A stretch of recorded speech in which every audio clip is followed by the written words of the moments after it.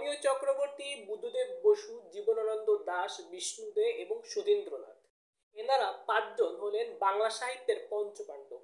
এনাদেরকে বাংলা সাহিত্যে পঞ্চপাণ্ডব বলা হয়। কিন্তু এই পাঁচজনের নাম আমরা কিভাবে মনে রাখবো তার একটা সুনির্দিষ্ট টেকনিক আছে। যেমন খেয়াল করো, বাংলা সিনেমায় একটা মুভি আছে যার নাম খেপা বাসু। সেখানে মনে করি আমরা ডিপজল থাকে, তিনি ভিলনের চরিত্রে অভিনয় করেন, তাকে আমরা খেপা বিশু হিসেবে চিনি। কিন্তু এই খেপা বিশু না বলে আমরা বলবো অবুজ বিশু।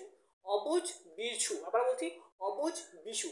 এই অতে হচ্ছে অমিয় চক্রবর্তী, বুতে বুদ্ধদেব বসু, যতে সে জীবনানন্দ দাশ, বিতে বিষ্ণুতে এবং সুতে সুরেন্দ্রনাথ। তাহলে অবুজ বিশু দিয়ে এই বাংলা সাহিত্যের পঞ্চপাণ্ডবের নাম মনে রাখা একদম ইজি। আমরা এইভাবে মনে রাখলে আশা করি আমরা কখনো ভুলবো না। ধন্যবাদ।